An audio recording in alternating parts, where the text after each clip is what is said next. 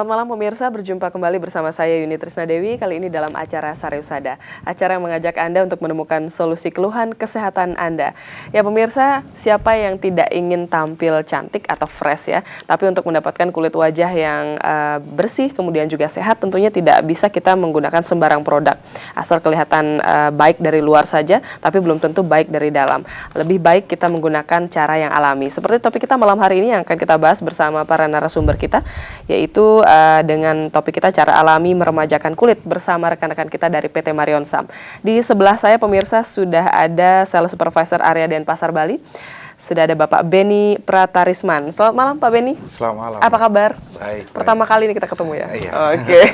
Nanti silakan diinformasikan kepada pemirsa di rumah mengenai produk-produk dari PT Marion Sam. Bisa dapatkan di mana saja ya. Di sebelah dari Pak Benny pemirsa sudah ada apoteker dan juga produk konsultan. Ada Mbak Diah Kusuma Dewi, SSI APT. Selamat malam Mbak Diah. Malam Mbak Yuni. Ketemu lagi kita ya. Betul. Gimana kabarnya Mbak Diah? Alhamdulillah baik. Sehat ya. Baik. Sehat. Dan di sebelah Mbak Diah pemirsa sudah tidak asing lagi yang merupakan medical consultant dari PT Marion Sam, yaitu Bapak Ahmad Hartono. Selamat malam Pak Har. Selamat malam Apa Mbak kabar Yuni? Pak Har? Baik pemirsa. Sehat terus ya. Alhamdulillah. Keliling Indonesia terus tetap Iya. sehat ya. Iya. Dan pemirsa seperti yang saya sebutkan tadi, kita akan membahas mengenai cara alami meremajakan kulit. Nah, cara alaminya seperti apa, kemudian sesulit apakah kita meremajakan kulit dengan usia yang semakin menua.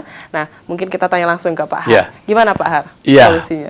pemirsa, kenapa orang ingin meremajakan kulit? Iya.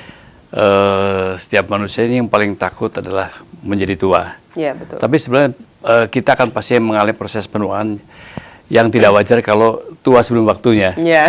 Nah, Boros ya. beberapa teori penuaan ini sekarang dikenal sekali. Yang pertama lah teori perusakan, ya kan. Keduanya lah teori hormonal, ya kan. Ketiganya teori radikal bebas, dan keempat teori cross linkage, ya kan. Ya. Yang pertama adalah seperti kita ketahui lah teori pertama kerusakan, bahwa sebetulnya kulit setiap 14 hari itu sel-sel yang mati akan naik ke atas. Naik ke atas? Ya, itu otomatis dan akan diganti sel-sel kulit baru yang akan diremajakan selama 20-an hari. Baik. Ya kan, ini adalah teori sebenarnya. Yang kedua, bahwa sebetulnya memang di dalam manusia ini ada dua hormon yang penting sekali, yaitu kalau laki-laki hormon testosteron dominan, tapi juga ada estrogen. Sedangkan wanita estrogen dominan, ada testosteron juga. Nah, estrogen ini salah satu hormon yang penting karena dia akan memelihara. Kalau wanita lah kecantikan, kekenyalan, kesehatan, kekuatan, dan segala macam itu tergantung hormon ini. Nah, kalau memasuki masa-masa menopause, maka wanita akan mengalami penurunan tadi, termasuk kulitnya menjadi kendor, ya, kulitnya menjadi kering, ya kan, kulitnya menjadi tidak ada lagi, ya kan. Laki-laki juga ada tadi, inilah teori hormon. Oleh karena itu, tentu saja kalau kita memahami proses tadi, maka untuk meremajakan ini tergantung daripada usia tadi. Ya kan? Yang ketiga adalah teori radikal bebas, yang ini sangat-sangat dikenal sekali, bahwa seperti kita ketahui bahwa sekarang adalah kita tidak bisa menghadapi radikal bebas atau racun tubuh. Ya kan, seperti yang pernah kita utarakan adalah racun tubuh yang paling utama adalah yang beberapa kali saya utarakan adalah pertama adalah yaitu matahari. Jadi matahari akan melepaskan ultraviolet A, B, dan C, tapi yang kuat sekali A ini bisa akan merusak kulit dan akan membuat daripada sel-sel melanin kita menjadi aktif sehingga akan melepaskan warna yang coklat dan biasanya akan menjadi luka menjadi warna menjadi lebih gelap lagi. Lebih gelap ya. Betul. Nah, yang kedua adalah asupan. Nah, teori yang terbaru bahwa sebetulnya kalau orang ingin cantik ini, tentu saja kita harus membagi ada 4 bagian.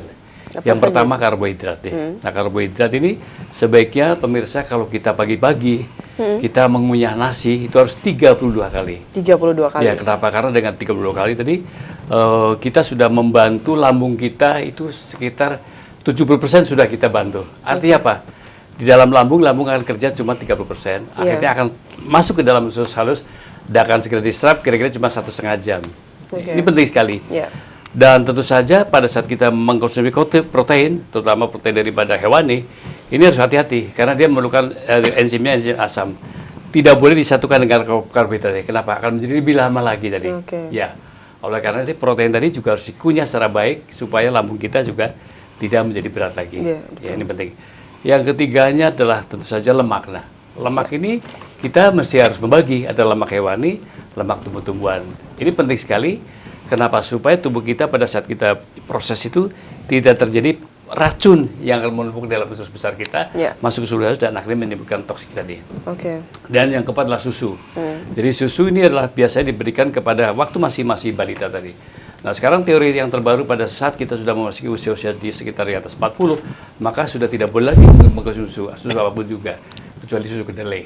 Oke, Iya. susu dari Betul. nabati ya? Ya, nah radikal bebas ini adalah sangat-sangat jahat karena dia akan masuk ke dalam sel kita, yaitu dikatakan sel mitokondria. Sel mitokondria adalah sel yang di situ ada proses untuk membentuk makanan kita menjadi energi. Nah, tanpa energi akan tidak terjadi metabolik kita sehingga kulitnya akan menjadi cepat tua tadi. Ini penting sekali. Nah, sedangkan yang paling dalam adalah bagian daripada tubuh. Dibagi beberapa kategori. Oke. Orak ini memang biasanya diambil dari buah-buahan, ya kan? Yang dikenal ada 5. Yang pertama adalah tentu saja yang paling unggul adalah kalau untuk kulit tidak ada lagi adalah buah anggur. Buah anggur, Jadi anggur merah. itu mengandung orak paling tinggi 14.000 orak, ya kan? Oke. Itu kurang lebih kalau kita ambil itu dalam 100 mg itu setara sama dengan 1 kg anggur, itu sama dengan 100 mg orak tadi. Oke. Ya kan? Jadi kalau kita bicara di TV iklan ini mengandung hasil berapa oraknya gitu. Oke. Kalau Itu yang nggak harus bisa- kita pertanyakan kalau ya. nggak bisa diom oraknya, bisa cuma 1 botol cuma berapa oraknya tadi. Iya. Jadi yang orak tadi. Nah, keduanya yang dikenal untuk mengatasi sendi orak juga, yaitu kunyit. Oke, kunyit kan? ya. Kalau untuk mengatasi keracunan daripada misalnya orang racun-racun di dalam susu besar itu dikenal blueberry. Jadi Blueberry. berbagai macam orang. Tapi kita bicara kulit, maka yang dikenal biji anggur. Kenapa? Karena mengandung flavonoid atau yang dikenal mengandung OPC, yaitu oligomer proanthocyanidin tadi. Nah, pertanyaan tadi Mbak Yudi, bagaimana memperbaiki kulit secara alami? Ya. Unsurnya mudah. Apa saja itu, Pak? Yang pertama adalah bagaimana membangun kolagen. Kolagen. Itu adalah dari kumpulan protein, ya kan, ditambah dengan vitamin C, akan terbentuklah kolagen tadi dan elastin. Ini penting, Ya. karena kolagen inilah bagaimana supaya orang ini menjadi kulitnya menjadi kelihatan tebal, kelihatan kenceng, kelihatan halus. Nah, Ya. yang kedua adalah bagaimana kita bisa memperbaiki lapisan yang oleh seramid tadi. Ya. Ya, tentu saja ini diperlukan, tentu sajalah makanan yang banyak mengandung seramid, biasanya dari beras merah. Beras merah ya. Kolagen dan elastin adalah terutama vitamin C biasanya diambil dari buah ditambah dengan protein, tapi khusus untuk kulit biasanya diambil dari protein yang paling mudah diserap adalah dari ikan. Jadi ikan plus vitamin C. Ikan apa saja gitu, Pak ya? Biasanya ikan dalam. Ikan di laut dalam? Iya, ikan laut dalam Oke. tadi, karena supaya jauh dari cemar tadi. Nah, ini akan terbentuk kolagen dan elastin, dan tentu saja pemirsa masih tanya, Pak, bagaimana kalau sudah mengalami proses penuaan tadi, mulai timbul penuaan tadi? Ya. Ya, ingin cerah lagi kan? Betul. Nah, ini diperlukan bukannya diberikan pemutih, nggak Ya. boleh. Tapi sebetulnya memang ada beberapa tanaman, beberapa sayuran yang memang berfungsi untuk bisa menekan aktivitas melanin, yaitu biasanya dari brokoli tadi. Ya. Dari brokoli ya? Iya. Nah, terus pertanyaan, Pak, bagaimana saya bisa mendapatkan orak? Ya kan. Jadi orak adalah aslinya adalah dari oksigen, absorban radikal bebas bisa diambil dari buah merah tadi. Jadi biasanya kalau dalam kurang lebih 100 mg, ya kan, nanti kita tanya dia. Kalau di sini misalnya 30 mg, saya lihat tuh 4 berarti sudah ideal sekali. Jadi 4 berarti sudah mengandung 14.000 orak tadi. Ini sudah mampu menangkal racun tubuh. Radikal bebas. Cuma problemnya, Pak, bagaimana kalau mau makan baru? Boleh. Tapi 1 hari minimal 1,5 kilo. Oke, banyak sekali. Iya, jadi kan hebat Iya. sekali ya kan. Nah, sekarang pertanyaannya, bagaimana kita ingin mencerahkan kulit kita? Tadi, mesti kita mengkonsumsi beras merah, ya kan? Mengkonsumsi anggur, Ya. ya kan, beserta bijinya, mengkonsumsi jeruk, dan mengkonsumsi brokoli beserta ikan. Nah, Oke. susah kan? Iya, Nah, ngumpulin itu caranya semua bagaimana sulit ya? gitu ya. Dan pemirsa jangan terjebak sekarang begitu banyak iklan-iklan di TV itu tuh. Gambarnya emang buah. Tapi isinya? Gambarnya emang kelihatannya sayur-sayuran. Belum tentu isinya buah-buahan. Kenapa? Ternyata nggak bisa dikunyah. Oh. Kalau memang betul-betul dari buah, maka syaratnya memang harus bisa dikunyah. Nah, kita tanya Mbak Dia nih, Iya. bagaimana mengatasi meremajakan kulit tadi dengan cara Meremajakan alami? masalah kulit, betul. ya. Apakah betul produk Mbak Dia mengandung orak tadi? Iya, nah gimana Mbak Bisa dijelaskan? Oke, tadi tema kali ini adalah cara alami meremajakan kulit ya. Ya. Jadi saya selalu mengatakan bahwa kebanyakan, kita jujur nih Mbak Yuni ya, kebanyakan perempuan lebih mengerti bagaimana cara berdandan, tetapi tidak semua perempuan mengerti bagaimana cara merawat kulit. Betul. Kalaupun toh merawat kulit masih difokuskan hanya dengan menggunakan pelembab saja ya. Bahkan penggunaan pelembab atau tabir surya pada ibu-ibu masih berasumsi bahwa kalau saya keluar rumah, kalau saya di dalam rumah Nggak pakai gitu betul. ya. Apalagi Bali ini panasnya luar binasa, bukan biasa, luar binasa panas. Iya, Sehingga tropis. dan tanpa disadari bahwa ternyata pantulan daripada sinar matahari ke kaca, ke air ini yang tidak diatasi oleh kebanyakan perempuan. Iya.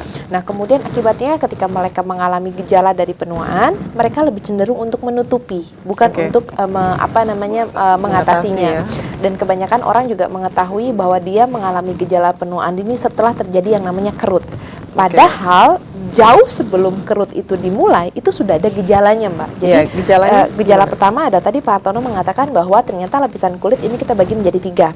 Pertama adalah epidermis, di mana di epidermis ini ada jaringan yang namanya seramid. Nah, seramid ini kalau terkena dari saya highlight tadi penjelasan Pak Hartono, ada yang namanya AC. Nah, ini dia akan terkelupas, Mbak.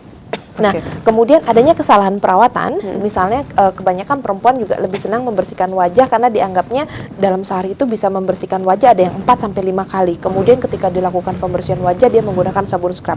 Sering kali saya melihat sampai kantor naik motor pakai sabun ya, kemudian dia bedakan. Oke. Kemudian begitu begitu habis makan siang dia cuci muka lagi bedakan. Begitu mau Bagaimana penanganan yang tepat kita serahkan saja kepada PT Marion Sam, dan malam hari ini Mbak Diah siap akan berikan solusinya. Silakan Mbak Diah. Jadi tadi juga Pak Hartono mengatakan bahwa ternyata begitu banyak terjadi proses perusakan. Satu karena faktor hormonal, Ya. kedua karena faktor radikal bebas. Radikal bebas nggak cuma matahari, Ya. ya kan? Kemudian ada juga asupan, ada juga rokok. Kalau AC orang biasa pakai pelembab lah ya. Dan kemudian juga Pak Hartono mengatakan bahwa teori perusakan juga berkembang karena adanya teori cross linkage. Ya. Artinya kolagen yang terbentuk dia menjadi rusak. Inilah yang menyebabkan kenapa